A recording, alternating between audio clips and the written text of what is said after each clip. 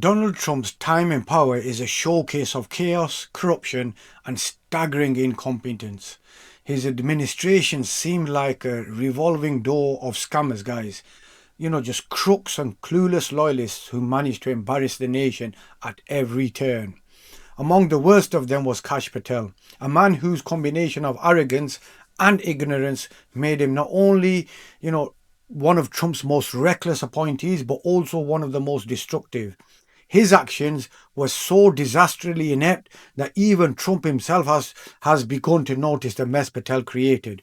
Tensions within Trump's inner circle are now boiling over, guys, as Patel's most recent blunder backfired spectacularly and drew the former president's ire.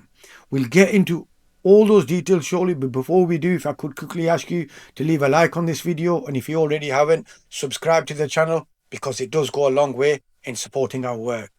Now, what we're witnessing here, guys, is yet another round of infighting in the MAGA circus. A chaotic spectacle fueled by ego, greed, and total disregard for the country. Before diving into Patel's latest screw up, guys, as well, and how it's fracturing Trump's camp even further, it's worth noting how he continues to waste taxpayers' dollars during a government shutdown. One that Trump himself has callously prolonged whilst refusing to provide help for struggling families and hungry children. Back in 2023 and 2024, when the current FBI director was working as a podcaster obsessed with cleaning out the deep state, slashing government spending, he had one specific idea about how to do it. Chris Wray doesn't need a government-funded G5 jet to go to vacation. Maybe we ground that plane. $15,000 every time it takes off.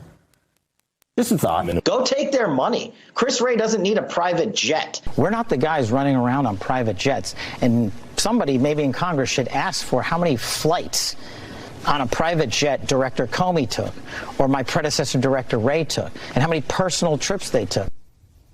Don't knock it until you try it. That's what I say about private jets. The use of government jets for personal travel by former FBI director was sort of an obsession of Patel's for years. In 2023, Patel called former director Chris Wray a, quote, government gangster for his jet usage, which is why it was surprising to see Patel repost this photo on Sunday of him in his FBI-branded hoodie out on a date with his country singer girlfriend, Alexis Wilkins. Now, Wilkins was performing at a Penn State sporting event on Saturday. And if you're wondering how Kash Patel got there to support her, well, public flight logs show he took a taxpayer-funded government jet. Later that night, that same jet flew from Pennsylvania to Nashville, where Patel's girlfriend lives. Now, I should know, FBI directors are required by law to use government planes for security purposes. It's a point Patel raised in May when Senate Democrats last inquired about his jet usage. Oh, this is a great point. Do you know why I have to use a private jet? Because Congress made it mandatory. Okay. In April 5th, well, we didn't make it mandatory that you go to UFC games with Mel Gibson. Are you telling me I can't go home? You got to use some judgment here. I love the logic there. I had to go to the event. So what, I'm supposed to stay there? Well, you don't have to go to every event. Patel's lack of judgment when using a taxpayer-funded plane for private excursions during a government shutdown on the eve of SNAP benefits running out is really just the tip of the iceberg. I mean, we have seen members of the Trump administration taking advantage of government perks, like DHS Secretary Kristi Noem, who spent more than $172 million on private jets. Now The Atlantic is reporting that officials like Stephen Miller, Noem, Secretary of State Marco Rubio, and others are living in homes meant for generals on military bases. They say it's for security reasons, though they already have personal security details. And in the past, those people with those jobs didn't occupy these homes. They all seem to be taking Trump's cues. They can help themselves to the public till. While millions of Americans are struggling to afford groceries and losing access to food and assistance, Kash Patel is reportedly flying around on a private jet, living it large while the country suffers. Rather than showing any even shred of empathy for families trying to put food on the table, Patel seems to be more focused on his own self-indulgence, a fitting reflection of the Trump era culture of waste and hypocrisy. This is the same administration that never missed an opportunity to preach about fraud, waste and abuse, while whilst bleeding the taxpayer money dry to fund their own lavish lifestyles.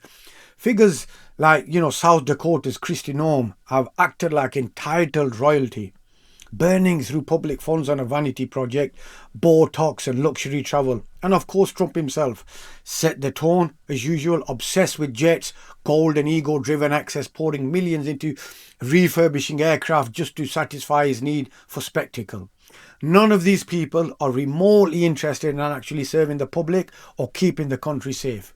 Patel, like his mentor, Trump, substitutes competence with constant self-promotion, posting endlessly online, stirring chaos, and in the process digging himself and the MAGA movement into even deeper trouble. Pam Bondi blows up at Keystone Cash for terror bust boasts. FBI Director Kash Patel has caused frustration within the Trump administration after he touted the terror bust before agents and prosecutors could get their facts straight, a report alleges. Among those allegedly peeved at the embattled director, already under fire for jetting to watch his girlfriend's concert and visit her city on a government plane this week, is Attorney General Pam Bondi and her deputy Todd Blanche. Sources told MSNBC. Patel, 45, posted to X at 7:32 a.m. that the FBI had thwarted a potential terrorist attack and arrested multiple subjects in Michigan who were allegedly plotting a violent attack over Halloween weekend. The director did not share additional details about the attack in the Detroit, Michigan suburb of Dearborn, but promised there would be more to come. Patel's rush to take a victory lap mere hours, if not less, after agents made the bust did not sit right with some officials in the Bureau, sources told MSNBC. The network's justice and intelligence correspondent Ken Dilanian posted on X that senior FBI officials are frustrated that Patel's announcement went public before a criminal complaint was prepared and before key details were clear, including what exactly this plot entailed. The FBI did not respond to a request for comment. Patel posted later Friday that a violent plot tied to international terrorism was disrupted. He wrote, "This is what defending the homeland looks like. Vigilance saves lives." The Bureau released no other details about the foiled attack or those who were arrested. MSNBC sources said the plot involved a group of young people, some of whom are minors, who had been engaging online with Islamic extremist content. MSNBC noted that none of those detained were immediately charged. Friday was not the first time Patel has ruffled feathers in the administration by seemingly jumping the gun on an arrest announcement. Patel was widely ridiculed in September for announcing that the FBI had arrested a suspect in the assassination of the right-wing commentator Charlie Kirk. A man was detained mere hours after the attack, which Patel blasted to his millions of followers on social media, but was ultimately released and determined to have no involvement in the slaying. The FBI's actual murder suspect, Tyler Robinson, was not taken into custody until more than 24 hours later. Multiple sources close to Trump acknowledged that the president was not thrilled with some past episodes of Patel's performance, including a public feud with AG Bondi over the administration's handling of the Jeffrey Epstein case. One senior White House official involved in personal decisions also framed Patel's botched communications during the manhunt for Charlie Kirk's assassination as something Patel likely wished he could do differently, if he could do it all over again. Trump did not call for any action to be taken in response to it, the person said. Donald Trump is reportedly furious with Kash Patel, which is almost laughable, guys.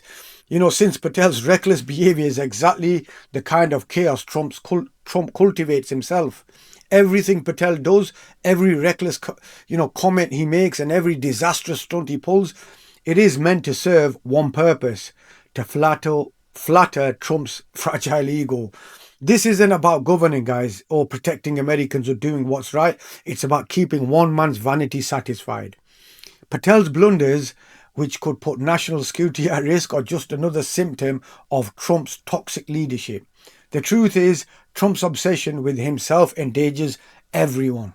His tantrums and self-serving decisions have always led to government shutdowns, left tens of millions hungry and driven up healthcare costs, all while he fixates on glorifying his own image, treating the presidency like some sort of, gaudy personal playground. It's disturbing to realize that Trump some of the least qualified and most morally bankrupt people ever to hold government positions were granted access to powerful surveillance tools and sensitive information. Technology now being used to intimidate opponents and silence dissent. What we're seeing and witnessing, guys, is the dangerous fusion of vanity, corruption, and authoritarianism, a legacy Trump still proudly owns. Cell phone spyware called Pegasus. It's spyware that infects your phone. They target your phone. You don't have to do anything wrong to be infected with it. You don't have to click on anything or do anything. They infect your phone with this spyware without you ever knowing it. Your phone shows no sign of it. And once they have infected your phone, they get access to everything that is on your phone and everything that you do with your phone. They can access its location at any time.